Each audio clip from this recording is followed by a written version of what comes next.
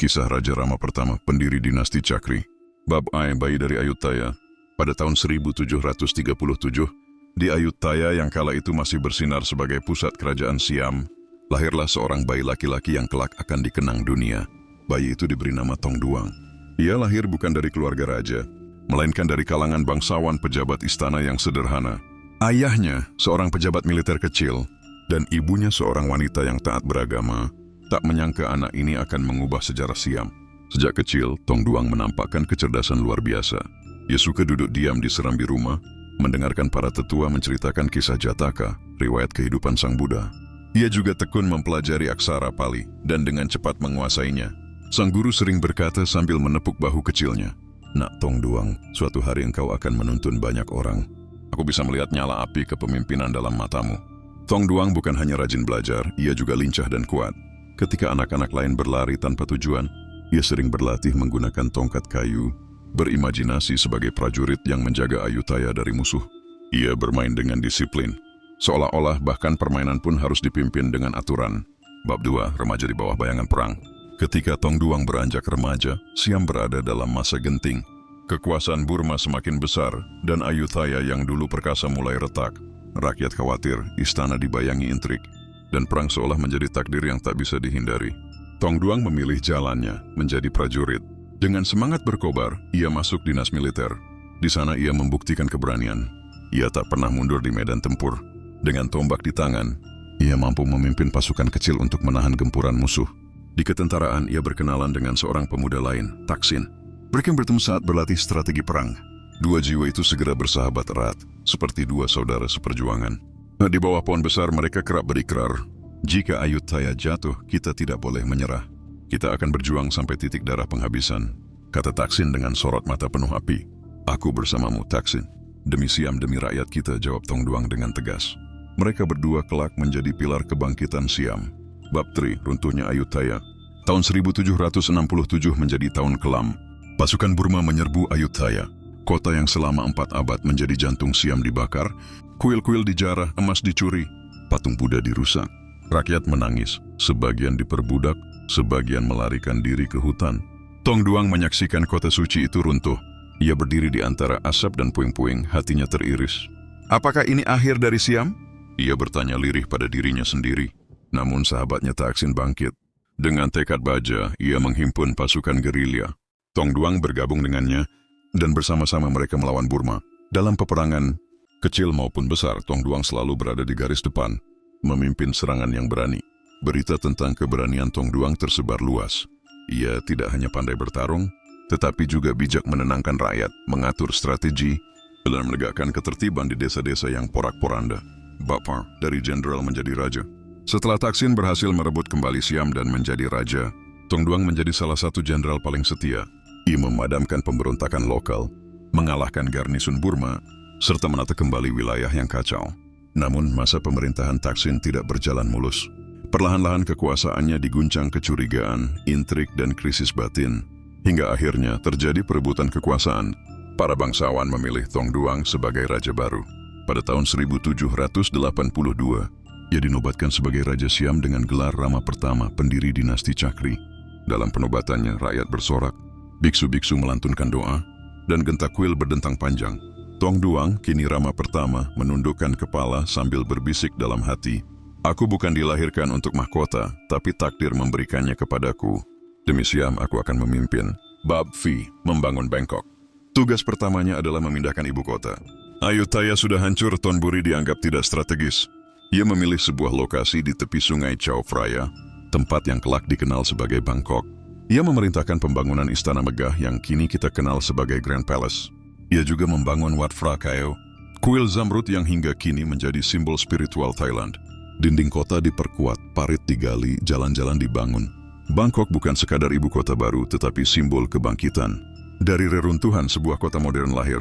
Rakyat bekerja bersama, petani, tukang batu, seniman, hingga biksu. Semua merasa bagian dari mimpi besar raja mereka. Bab 4, sang pelindung agama dan hukum. Rama pertama sangat mencintai agama Buddha. Ia membangun kembali kehidupan sangha yang sempat tercerai-berai. Biksu-biksu diberi dukungan, kitab suci disalin ulang, dan ajaran moral ditegakkan. Ia juga mengkodifikasi hukum kerajaan, dikenal sebagai Hukum 36 Bagian. Dengan hukum ini, keadilan ditegakkan, rakyat dilindungi dari kesewenang-wenangan, dan tatanan negara diperkuat. Bab 7, Perang dan Diplomasi. Ancaman Burma belum berakhir. Beberapa kali pasukan Burma menyerang, tetapi Rama pertama berhasil menghalaunya. Ia bahkan memperluas pengaruh Siam hingga ke Kamboja. Ia juga menjalin hubungan diplomatik dengan negeri-negeri tetangga, menyeimbangkan kekuatan agar Siam tetap berdaulat di tengah badai politik Asia Tenggara. Bab Deed, sang budayawan. Di balik sosok prajurit, Rama pertama adalah seorang seniman. Ia menulis, menyusun ulang naskah-naskah klasik, dan terutama melestarikan Ramakien, adaptasi Ramayana versi Siam. Bangsa tanpa warisan budaya adalah bangsa tanpa jiwa, katanya. Suatu hari kepada para penasihatnya, Ramakien menjadi kebanggaan rakyat, dipentaskan di panggung, dilukiskan di dinding istana, dan diwariskan turun-temurun. Bab 9, Senja Sang Raja. Tahun-tahun berlalu, Rama pertama semakin tua. Rambutnya memutih, tubuhnya melemah, tetapi matanya masih tajam. Di malam hari, ia sering duduk di serambi istana, menatap aliran sungai Chao Phraya. Ia teringat masa kecilnya di Ayutthaya, sahabat seperjuangannya Taksin, dan hari-hari penuh perang. Ia tahu segala pengorbanan itu tidak sia-sia. Siam kini berdiri kembali, kuat dan berdaulat. Pada tahun 1809, setelah 27 tahun memerintah, Raja Rama pertama wafat. Genta kuil berdentang panjang, rakyat berduka, biksu berdoa siang dan malam. Epilog, warisan abadi. Rama pertama dikenang bukan sekadar raja, melainkan pendiri sebuah zaman baru. Dari reruntuhan Ayutthaya, ia membangun Bangkok. Dari bangsa yang hampir hancur, ia melahirkan dinasti yang bertahan berabad-abad. Ini adalah prajurit, negarawan, budayawan, sekaligus ayah bagi bangsanya. Hingga hari ini, dinasti Chakri yang ia dirikan masih memerintah Thailand, dan setiap orang yang menyusuri sungai Chao Phraya akan merasakan jejak abadi sang raja yang lahir dari reruntuhan, namun memberi kehidupan kembali pada bangsanya. Apa yang Rama pertama lakukan semasa hidupnya? 1. Lahir dan tumbuh di Ayutthaya. Ia lahir di kota Ayutthaya pada abad ke-18 saat kerajaan masih berjaya. Sejak kecil ia belajar agama Buddha, strategi militer, dan adat kerajaan. 2. Mengabdi sebagai prajurit dan pejabat. Sebelum naik takhta, ia pernah menjadi pejabat lokal, lalu meniti karier militer. Ia dikenal berani, cerdas, dan setia sehingga cepat naik pangkat. 3. Bertempur melawan Burma. Ketika pasukan Burma menyerbu dan menghancurkan Ayutthaya pada tahun 1767, Thong Duang ikut serta dalam berbagai perlawanan. Ia menjadi salah satu jenderal utama di bawah Raja Taksin, penguasa Thonburi. 4. Menjadi tangan kanan Raja Taksin. Selama Raja Taksin berkuasa, Thong Duang dipercaya memimpin banyak ekspedisi militer. Ia berhasil menaklukkan musuh, memperluas wilayah, serta mengamankan kerajaan dari ancaman luar. 5. Mendirikan dinasti Chakri.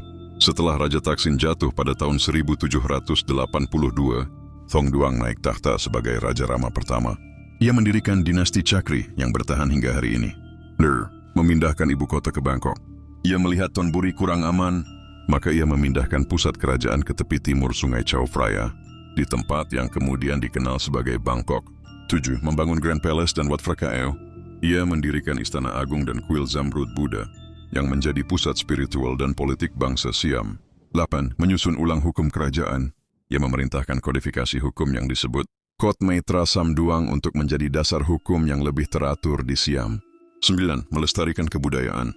Rama pertama memelihara seni, sastra, dan drama tradisional. Ia sendiri ikut menulis ulang dan menyusun kembali kisah-kisah Ramakien versi Thailand dari Ramayana. 10. Memperluas dan mengamankan wilayah. Ia melakukan kampanye militer untuk mengamankan Siam dari Burma, Laos, dan Kamboja, memperkuat kedudukan kerajaan di Asia Tenggara. 11. Membela agama Buddha. Ia mendukung biara, memperbaiki ajaran, dan menempatkan agama Buddha sebagai fondasi moral kerajaan. 12. Wafat pada tahun 1809. Setelah memerintah selama 27 tahun, ia wafat di Bangkok, meninggalkan dinasti yang masih bertahan sampai sekarang. Aku percaya pedang dan kitab suci harus berjalan bersama. Tanpa pedang, kitab akan dibakar musuh. Tanpa kitab, pedang akan menyesatkan rakyat. Maka tugasku adalah menjaga not keduanya dalam seimbang.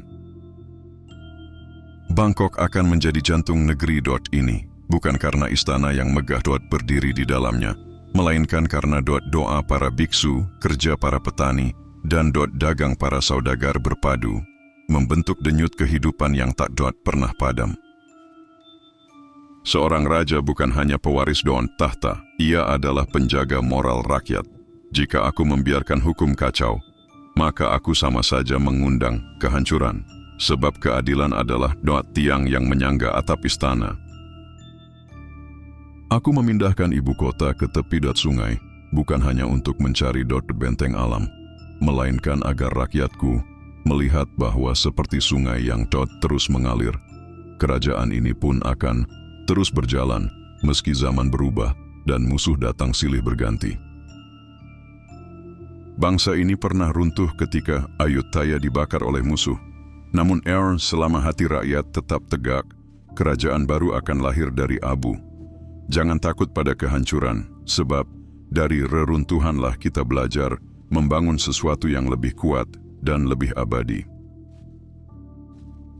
Aku membangun kuil, istana, dan kota, bukan untuk diriku sendiri, sebab umur manusia singkat. Aku membangunnya agar generasi mendatang melihat bahwa di masa lalu ada raja yang berusaha menjaga tanah ini dengan segenap jiwa dan raganya. Kita boleh kalah dalam satu pertempuran, namun jangan pernah kalah dalam menjaga martabat. Sebab bangsa yang kehilangan martabat akan terikat sebagai budak, meski bentengnya masih berdiri.